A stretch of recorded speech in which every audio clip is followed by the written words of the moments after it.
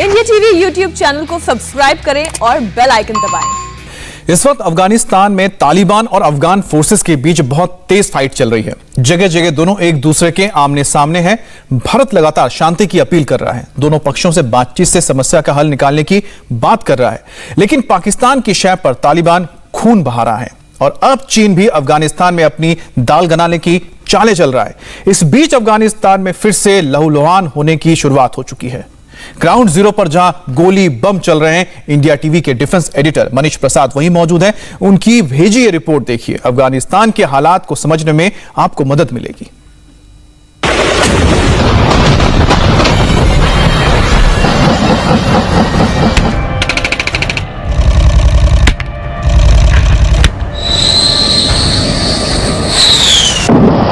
Rocket दागे जा रहे हैं, बम विस्फोट किए जा रहे हैं, गोलियां बरस रही हैं। तालिबान के लड़ाके और अफगान आर्मी आमने सामने है। अफगानिस्तान से इंडिया टीवी के डिफेंस एडिटर मनीष प्रसाद ने सबसे लेटेस्ट रिपोर्ट भेजी है। पहले वो देखिए, फिर अफगानिस्तान में पाकिस्तान और चीन का खेल और इंडिया के टेक को समझने की कोशिश करेंगे। 100 से ज्यादा की संख्या में इस समय आईडीज को रिकवर अलग अलग लोकेशंस पर किया जा रहा है। खासतौर पे जिस तरह का इम्पैक्ट अलग अलग लोकेशंस में दिख रहा है, यानी अफगानिस्तान के नॉर्थ और साउथ पर, इसी रणनीति के साथ तालिबान ये कोशिश कर रहा था कि नॉर्थ और साउथ से वो प्रेशर बिल्डअप करे और फिर उसके बाद इसका इम्पैक्ट सीधा अफगानिस्तान पर यानी काबुल तक दिखे।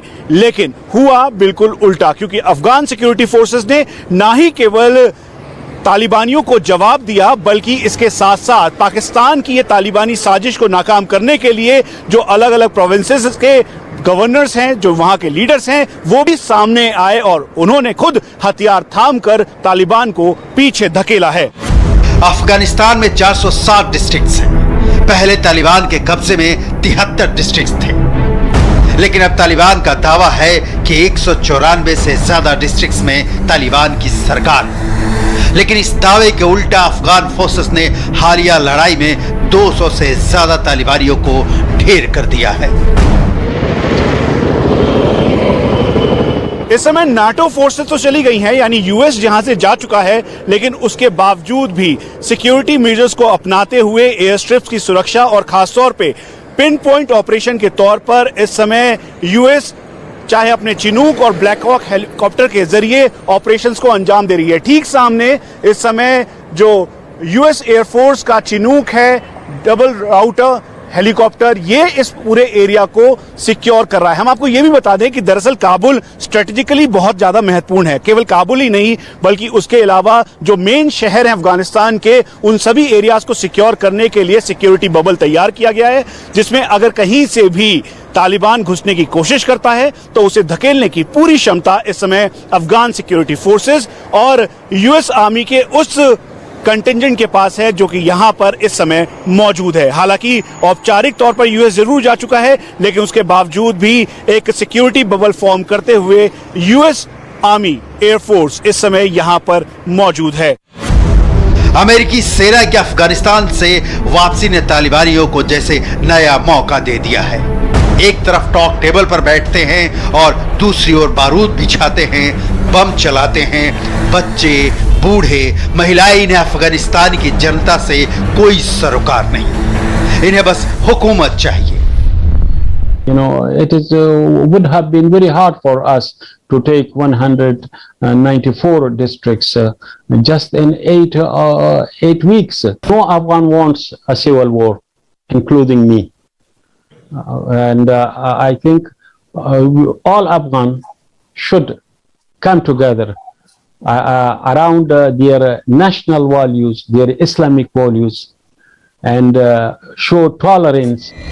अफगानिस्तान की जमीनी हकीकत को समझने की जरूरत है, क्योंकि सीधी जंग भले ही अफगानिस्तान फोर्सेस और तालिबानियों के बीच की हो, पाकिस्तान, भारत और चीन पर इस जंग का सीधा असर होने वाला है। अफगानिस्तान में भारत का बहुत कुछ दांव पर लगा है।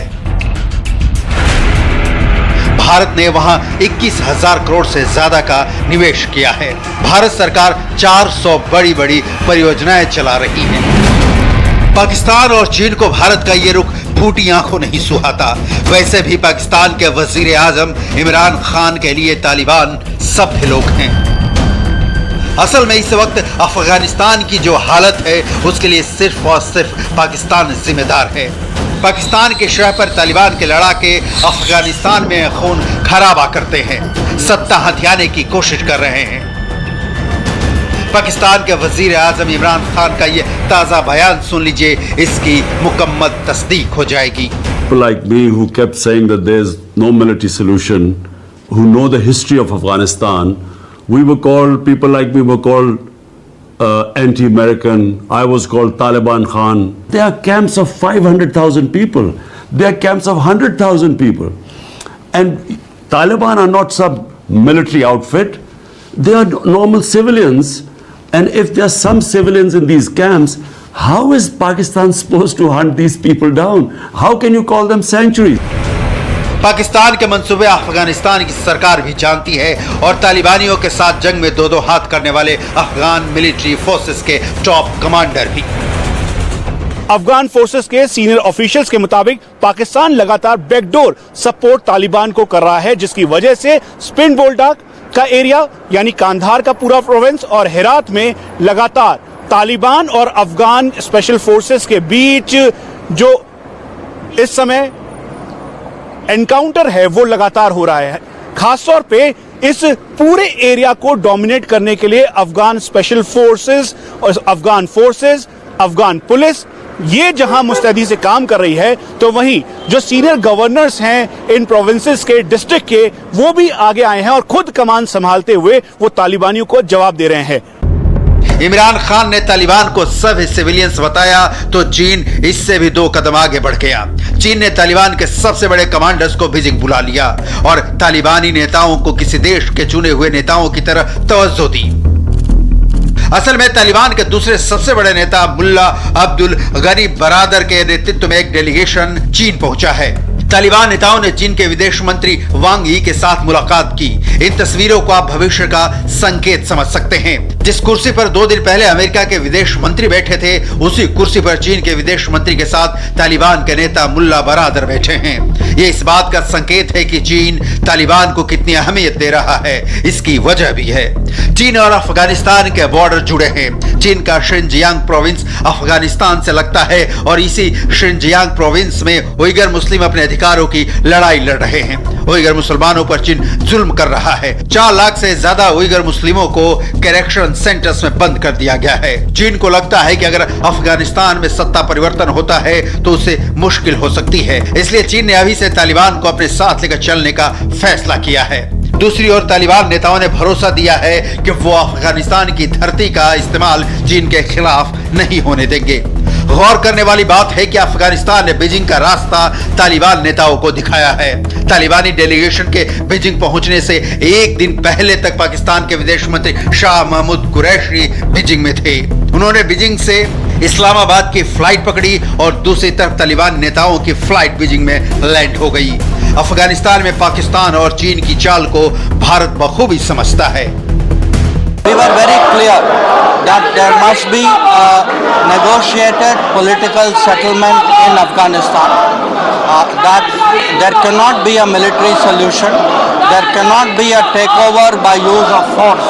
We will work with the international community to ensure that negotiations, political negotiations for a settlement are pursued seriously, and we would never accept any outcome which is decided by force. Bharat की चिंता के बावजूद अफगानिस्तान में लगी आग मारकाट फिलहाल थमने वाली नहीं दिखती, क्योंकि अमेरिकी चिनूक हेलीकॉप्टर्स सिर्फ काबुल के आसमान तक ही मंडरा रहे हैं। पाकिस्तान तालिबानियों को खुली शह दे रहा है और चीन ने हस्तक्षेप ना करने का हलफ उठाया है। और यह सच है कि अफगानिस्तान के 12 इंटरनेशनल पोस्ट में से 6 पर तालिबानियों ने कब्जा कर लिया है। नमस्ते, मैं हूं मीनाक्षी जोशी। वीडियो और खबरों से अपडेट रहने के लिए India TV YouTube channel subscribe करें, बेल आइकन दबाना ना भूलें। जुड़े रहें इंडिया टीवी के साथ।